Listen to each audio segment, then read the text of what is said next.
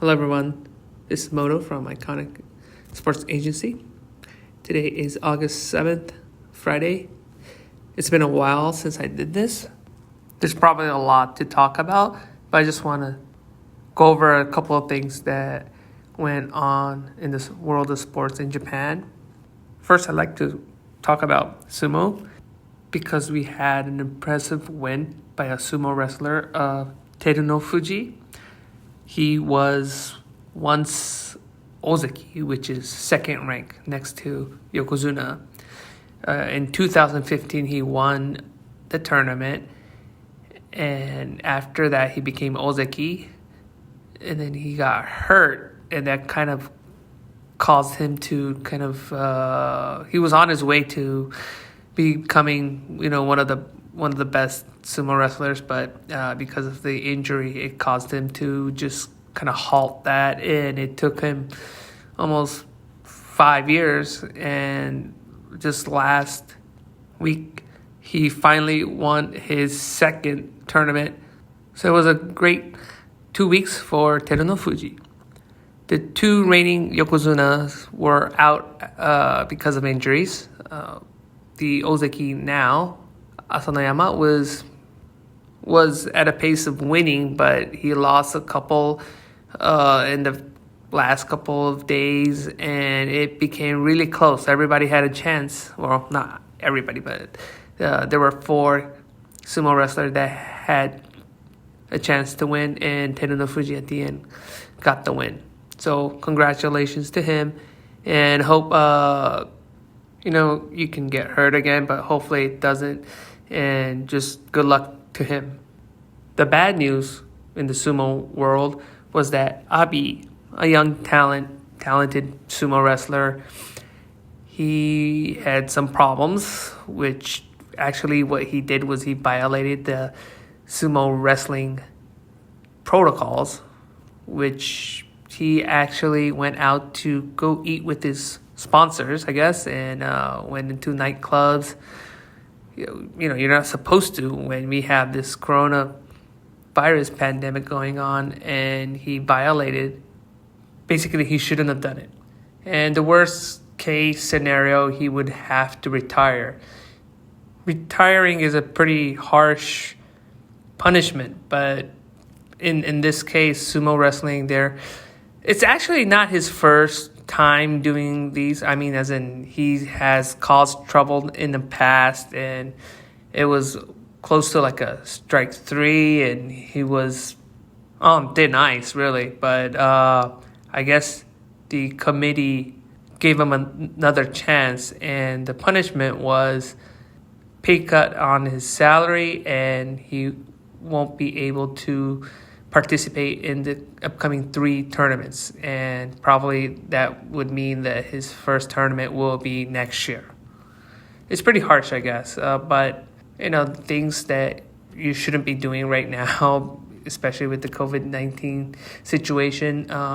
So I hope this is a lesson that he learned, and he'll be careful in the future, and hope that anybody else in this world of sports, I hope that everybody take this COVID-19 situation serious, and I hope everybody stays safe. Now into the world of soccer in Japan, we have Miura Kazu, who's in the Yokohama FC. He played in a game, Levon Cup versus Tosu, just a couple of days ago. And he became the oldest player to play on the J-League. He was 53 years old, 5 months, and 10 days. That's really amazing. He's a legend in Japan. And, his previous mark was at 42 years old and 10 months. So it's almost 10 years. It's really amazing. He's still fit. I've seen him, and he's working really hard. And he played pretty well. I mean, he had he had a header, and he had a chance, but it was just right in front of the goalie, and he stopped it. So it was unfortunate, but he did have a chance to make a goal Good thing about the whole situation is that Kazu, he's, like I said, he's a legend in Japan, and everybody roots for him, and we all want to see him keep on playing. But the downside is that a lot of the other the soccer world might think that, oh, J League, you got a 53-year-old player who can play on that.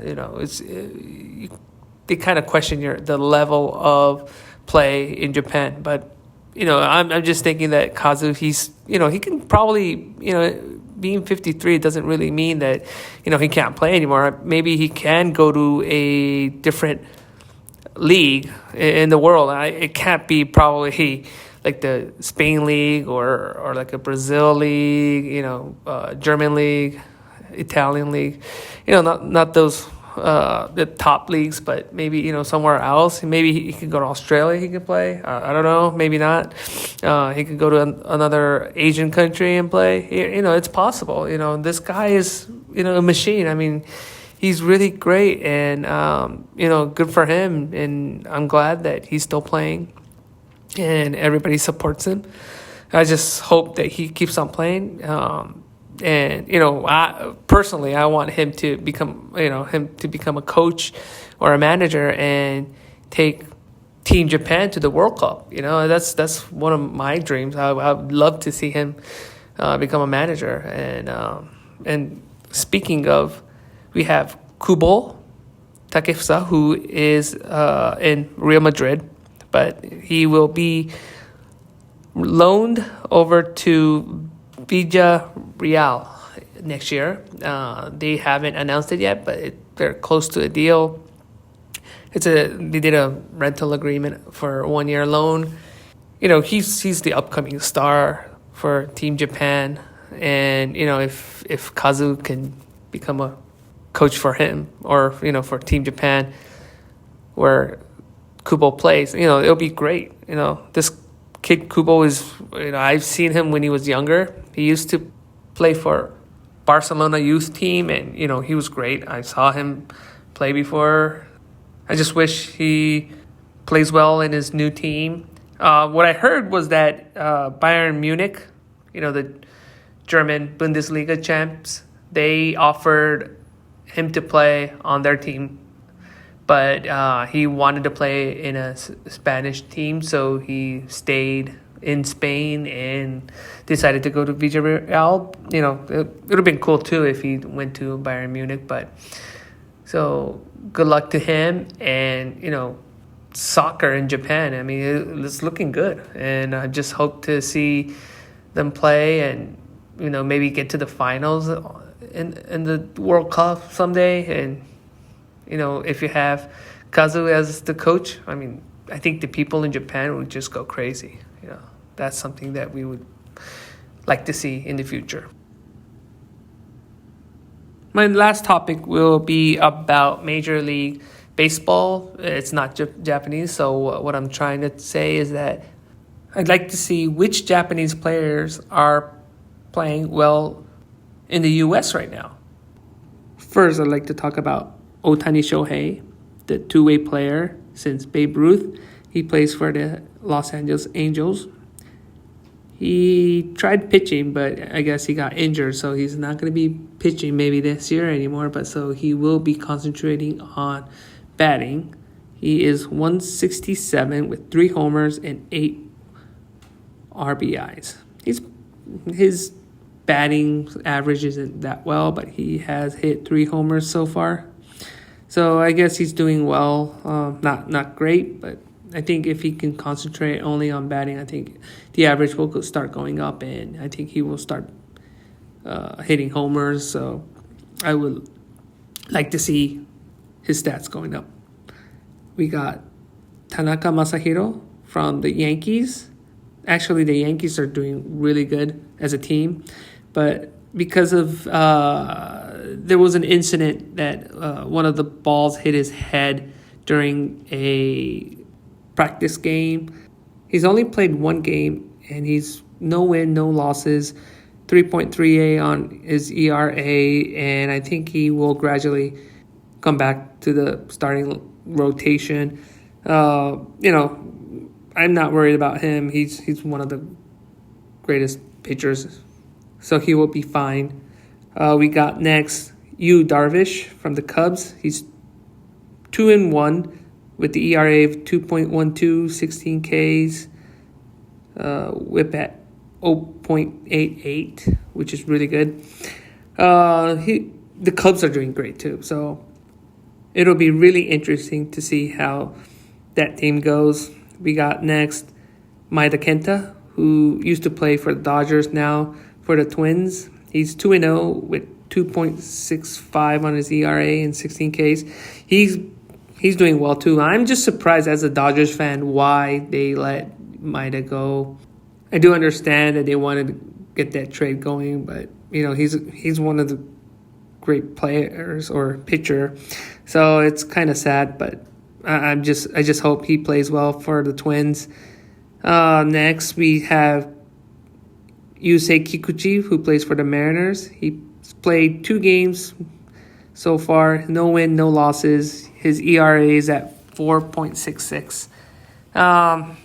He was one of the best pitchers in Japan, and we all thought he would play pretty well on the major leagues, but he hasn't really proved anything yet. He will get better, I'm pretty sure.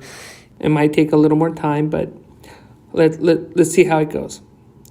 And then we got the new guy, Shun Yamaguchi, who used to pitch for the Giants in Japan, and he's on the Blue Jays right now. He's 0-2 with ERA at 21.60. He hasn't been playing well. Like I said, he was a good player in Japan too, so we just have to wait and see how he plays out. Hirano, who's also on the Mariners, he played for the Diamondbacks last year, and he's a closer, but I guess he got infected by the COVID-19 and he was isolated, so I think he will be back soon. He hasn't played any games yet, so we'll have to see how he plays out. We got now Tsutsugo, who used to play for the DeNAs. He's a great hitter, but he is at 182 and just 1 homer with 6 RBIs. I don't think he's been playing well, but adjusting to the major leagues, I think it will take a little more time, and he will eventually, I think he will play well. And also with Shogo Akiyama, who plays for the Reds, he's at 212, no homers, 2 RBIs, but I guess it's going to take a little more time for them to adjust, and I think their stats are going up later in the season, so I just wish him good luck, and we'll see how it goes. So my topics were sumo, soccer, and baseball, which are the most popular sports in Japan.